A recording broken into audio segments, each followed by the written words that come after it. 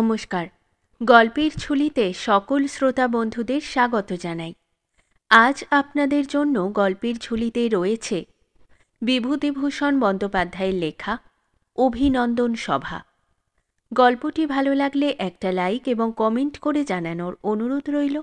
আর চ্যানেলে নতুন হয়ে থাকলে আরও গল্প শোনার জন্য চ্যানেলটি সাবস্ক্রাইব করতে কিন্তু ভুলবেন না।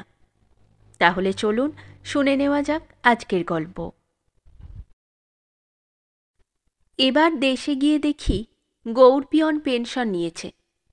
কতকাল পরে? বহুদিন। বায়ুমণ্ডলে যখন প্রজ্বলন্ত উল্কা ছুটে চলে তখন গোটা ফটোগ্রাফ প্লেটটা সে 1 সেকেন্ডে পার হয়ে যায়। কিন্তু 6 ঘন্টা কি 7 ঘন্টা ঠায় আকাশের দিকে ক্যামেরার মুখ ফিরিয়ে রাখলেও নীহারিকা একচুল নড়ে না। গৌরপিয়ন, যার নাম গৌরচন্দ্র হালদার, জেলে। আমাদের জীবনে সেই বহু দূরবর্তী নীহারিকার মতো অনড় ও অচল অবস্থায় এক ডাকঘরে এক ডাকের ব্যাগ ঘাড়ে 35-36 বছর ডাকঘর করার কাজ করে আসছে।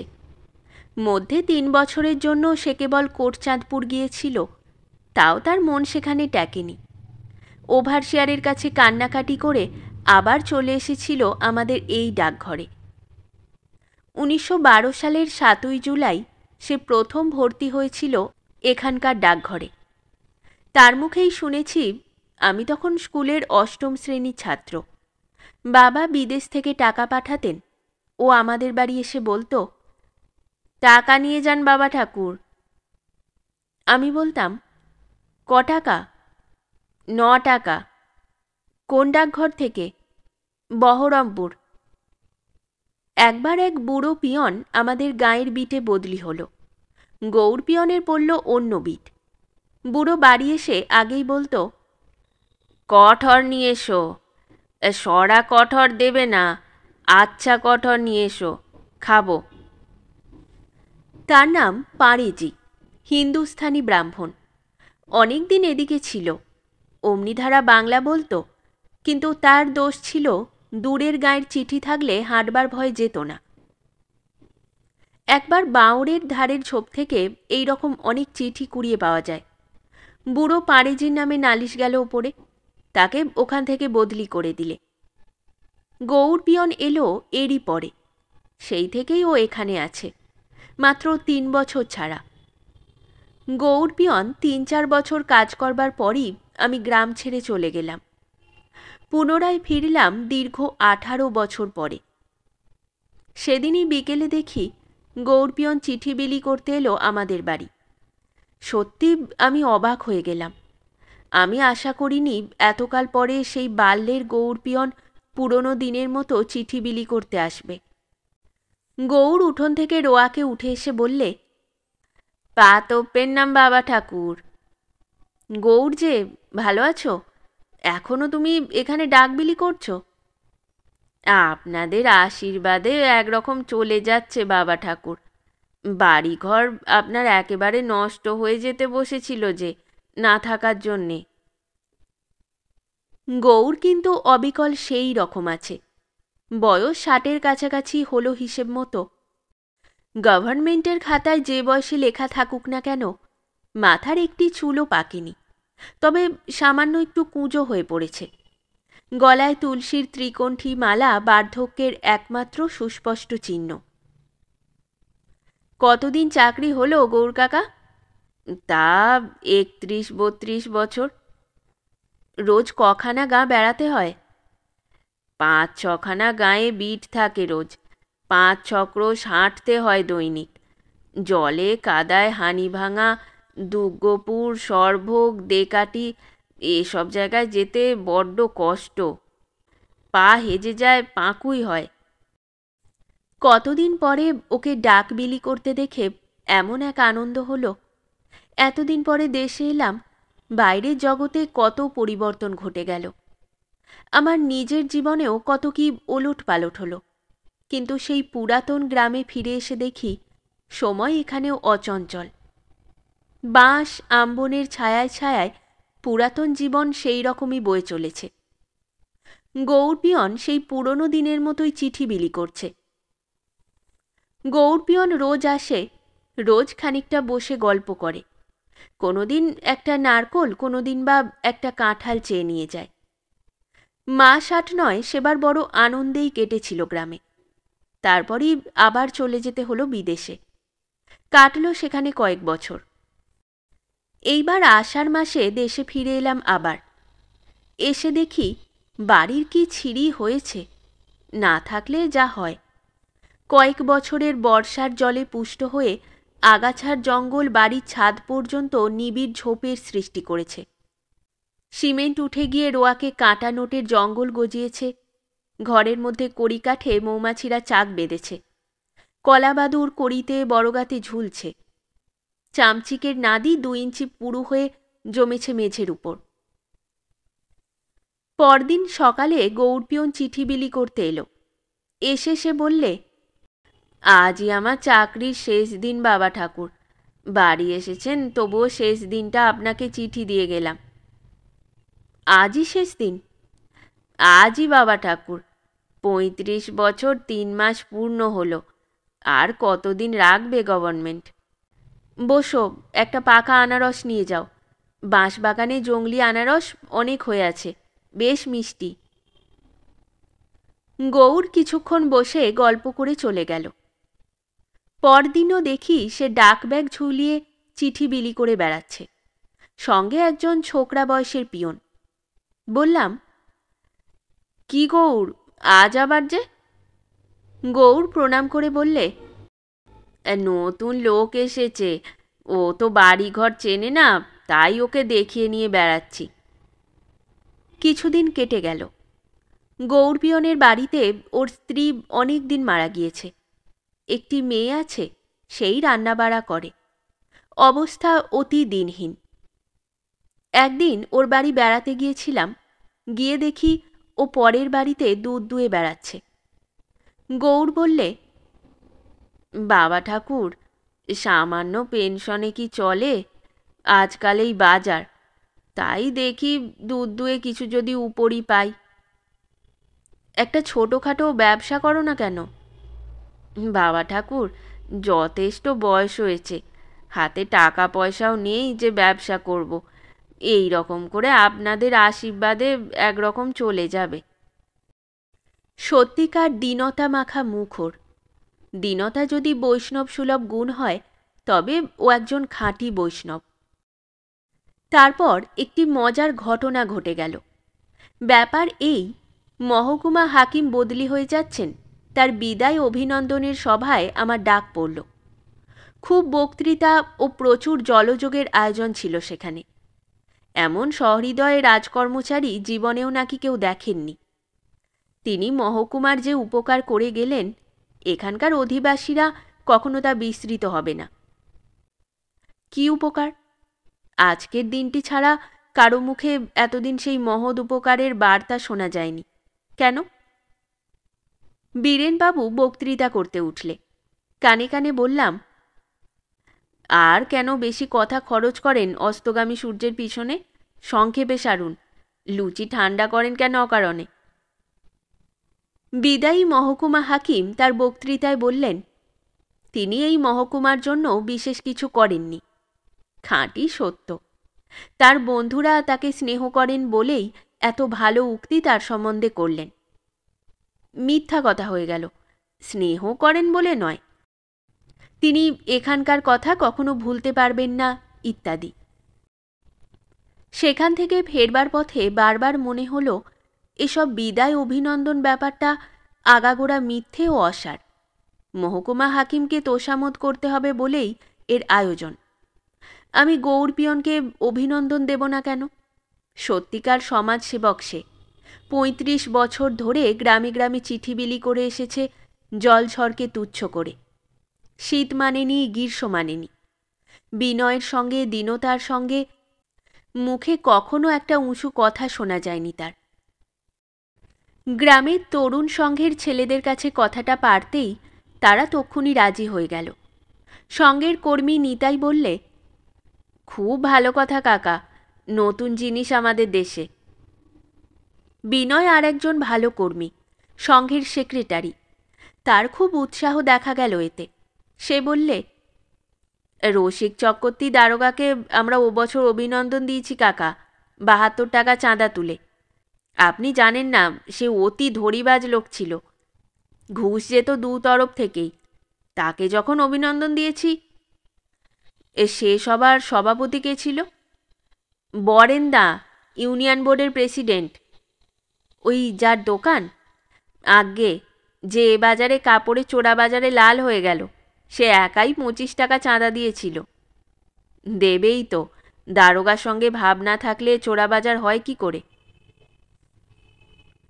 সন্ধ্যার সময় তরুণ সংঘের কর্মীরা এসে জানালে কাজ তারা আরম্ভ করে দিয়েছে।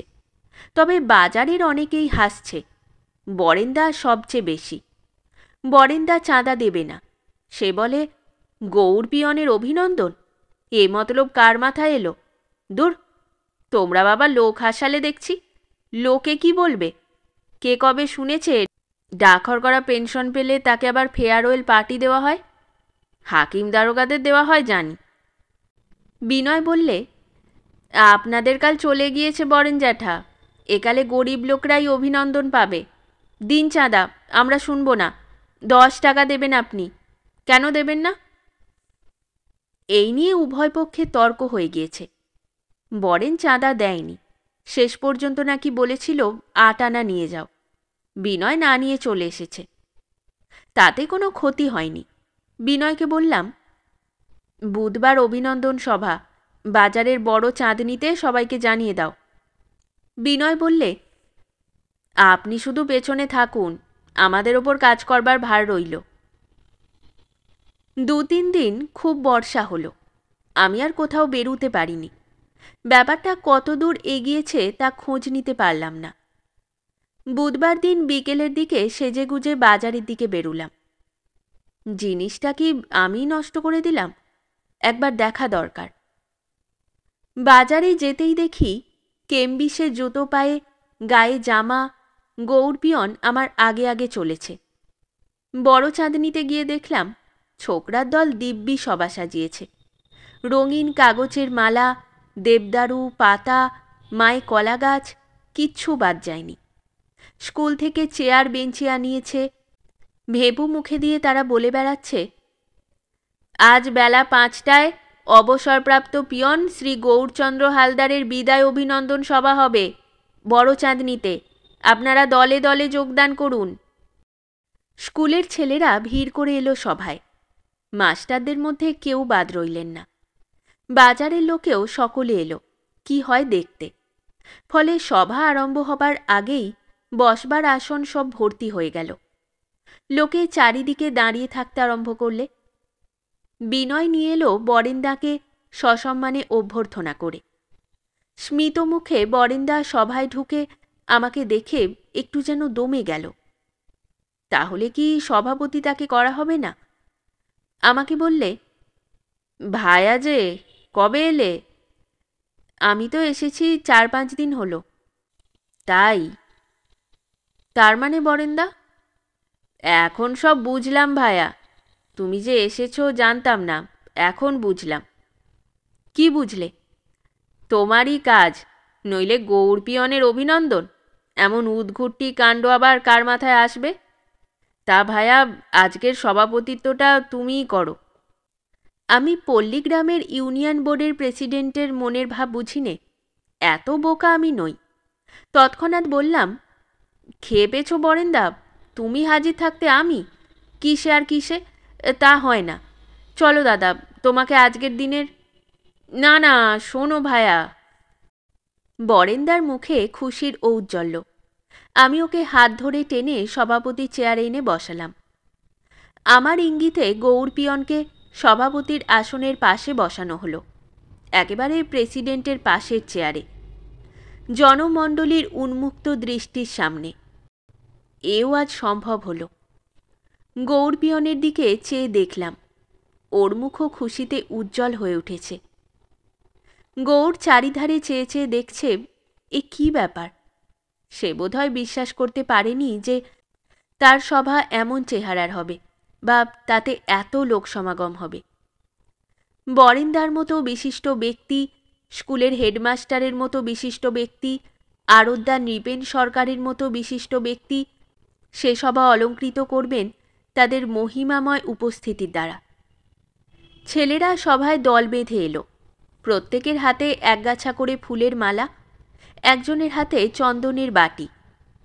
উদ্বোধনী সঙ্গীত শুরু হলো। শরতে আজ কোন অতিথি এলো প্রাণের দ্বারে। রবীন্দ্রনাথের গান গাইতেই হবে। যার যা জানা আছে সভার উদ্দেশ্যের সঙ্গে মিল হলো বা না হলো। পাড়া গাঁয়ে কে কটি রবীন্দ্রনাথের গান জানে? যা জানে ওই ভালো, লাগাও। আমি সভাপতি নির্বাচনের প্রস্তাব করবার সময় বললাম, আজকের এই জনসভায় বিশিষ্ট সমাজসেবক শ্রী গৌরচন্দ্র হালদার মহাশয়ের অভিনন্দন উৎসবে পৌরোহিত্য করবার জন্য দেশের অলঙ্কার স্বরূপ উদার হৃদয় কর্মী আমাদের ইউনিয়ন বোর্ডের সুযোগ্য প্রেসিডেন্ট মহোদয়কে অনুরোধ করছি। তিনি দয়া করে অদ্য ইত্যাদি ইত্যাদি। দয়া করবার জন্য পা বাড়িয়েই আছেন। একটি ছোট মেয়ে সভাপতির গলায় ফুলের মালা দিলে। কার্যসূচির প্রথমেই আমি লিখে রেখেছি, সভাপতি কর্তৃক শ্রী গৌরচন্দ্র হালদার মহাশয়কে মাল্যচন্দন দান। অতএব সভাপতিকে গৌরপিয়নের কপালে চন্দন মাখিয়ে দিতে হলো। কেমন মজা বরেন্দা! এবং মালা পরিয়ে দিতে হলো। সে কি হাততালির বহর চারিদিকে। বেচারি গৌরপিয়ন বিমূঢ় বিস্ময়ে স্তব্ধ হয়ে বসে রইল। একে একে বক্তাদের নাম ডাকা হতে লাগল। আমি নাম তালিকায় একের পর এক বক্তার নাম লিখে দিয়েছি, যথা স্থানীয় হোমিওপ্যাথিক ডাক্তার গদাধরবাবু, স্কুলের শিক্ষক মহাদেববাবু, স্টেশন মাস্টার, পোস্টমাস্টার, আরোদ্দার নৃপেন সরকার, কবিরাজ মশাই, প্রাইমারি স্কুলের পণ্ডিত মশাই, চামড়ার খটিওয়ালা রজবালী বিশ্বাস, বস্ত্র ব্যবসায়ী রামবিষ্ণু পাল, আমি সভাপতি। এদের মধ্যে অনেকে সভায় বক্তৃতা কখনো দেয়নি। সভায় দাঁড়িয়ে উঠে মুখ শুকিয়ে গলা কাঠ হয়ে চোখে সর্ষের ফুল দেখে বক্তারা কিছু বলবার না পেয়ে গৌরপিয়নকে একেবারে আকাশে তুলে দিলে। না, গদাধর ডাক্তার মন্দ বললেন না। মহাদেববাবু বৃদ্ধ হলেও শিক্ষিত ব্যক্তি, মোটামুটি গুছিয়ে দু চার কথা যা হোক একরকম হলো। স্টেশন মাস্টার হাত পা কেঁপে অস্থির। পোস্টমাস্টার খুব ভালো বললেন, তবে অনভ্যাসের দরুন একটু বাড়াবাড়ি হয়ে গেল। বক্তৃতার শেষে তিনি ঝোঁকের মাথায় একেবারে ছুটে এসে, ভাই রে গৌর, আজ আর তুমি ছোট, আমি বড় নই, আজ তুমি আমার ভাই, বলে একেবারে নিবিড় আলিঙ্গনে গৌরপিয়নকে বুকে জড়িয়ে ধরলেন। দস্তুর মতো শিন যাকে বলে। লোকে মজা দেখে খুব হাততালি দিয়ে উঠল। তারপরই আরোদ্দার নৃপেন সরকার। বেচারি অত হাততালির পরের বক্তা। জীবনে সর্বপ্রথম তিনি সভায় 10 জনের উৎসুক দৃষ্টির সামনে দাঁড়িয়েছেন। বেচারি প্রথমেই বলে ফেললেন, আমরা একজন মহাপুরুষের বিদায় উৎসব সভায় একত্র হয়েছি। যাকে বলা হচ্ছে সে পর্যন্ত অবাক হয়ে গেল। কবিরাজ মশাই সংস্কৃত শ্লোক টোক আবৃত্তি করে সভাটাকে কুশণ্ডিকার আসর করে তুললেন। মানুষের মধ্যে ব্রহ্ম বাস করেন, অতএব গৌরপিয়ন ছোট কাজ করত বলে ছোট নয়, সেও ব্রহ্ম। উপনিষদে ঋষিদের তপবনের এই আবহাওয়া বইয়ে দেবার পরে প্রাইমারি স্কুলের পণ্ডিত বেচারি মহা ফাঁপড়ে পড়লেন। কিন্তু তার চেয়েও ফাঁপড়ে পড়ল চামড়ার খটিওয়ালা রজবালী বিশ্বাস। স্কুলের পণ্ডিত ভালো মানুষ লোক ইউনিয়ন বোর্ডের প্রেসিডেন্টের গুণ ব্যাখ্যা করে বক্তৃতা শেষ করলেন। নানা কারণে তাকে বরেন্দার মুখের দিকে চাইতে হয়। রজবালী বিশ্বাস বললেন, এ পর্যন্ত তার চিঠিগুলো ঠিকমতো বিলি করেছে গৌর, অমন পিয়ন আর হয় না। এইখানেই ইতি। আর কোনো কথা বার হয় না তার মুখ দিয়ে। ঘেমে উঠল আর অসহায়ভাবে এদিক ওদিক চাইতে লাগল। পরে হঠাৎ ধপ করে বসে পড়ে বক্তৃতার উপসংহার করলে। রামবিষ্ণু পাল বৃদ্ধ ব্যবসায়ী, সৎ লোক। গৌরকে তিনি বন্ধু বলে সম্বোধন করলেন। বাল্যে গৌর পাঠশালায় তার সহপাঠী ছিল, এইটুকু মাত্র বললেন। আমি এক মানপত্র লিখে এনেছিলাম, তাতে গৌর পিয়নের সম্বন্ধে অনেক কথা ভালো ভালো বলা ছিল। মানপত্র পড়ে আমি গৌড়ের হাতে দিলাম।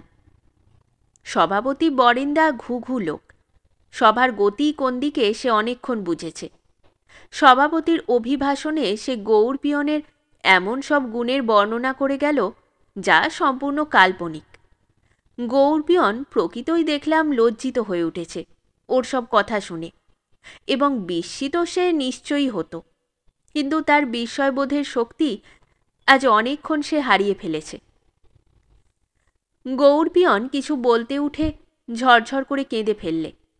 শুধু সে হাত জোর করে সভার সকলের দিকে চেয়ে 2-3 বার বললে, বাবুরা বাবুরা।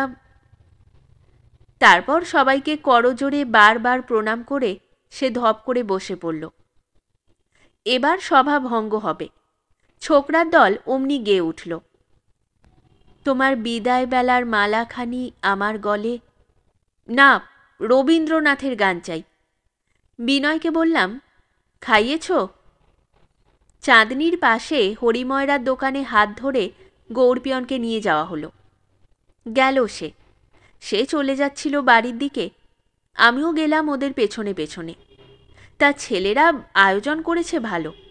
2টো ফজলি আম, দই, সন্দেশ, নিমকি, বড় রাজভোগ যে কটা পারে গৌর খেতে। খেয়ে কি খুশি বেচারি, চোখে তার প্রায় জল এসে গেল। আবার আমার দিকে চেয়ে এসে বললে, এমন দিনটা যে হবে তা ভাবিনি। সব আপনার কাণ্ড, আমি তা বুঝেছি। কি খাওয়াই খাওয়ালেন, কি ভালো কথাই বললেন আমার সম্বন্ধে। বড্ড গুরুবল আমার। বললাম, খুশি হয়েছ গৌর? ওই যে বললাম বাবা ঠাকুর, এমন ধারা দিনটা যে আমার আসবে তা। ওর গলায় এখনও সেই ফুলের মালা।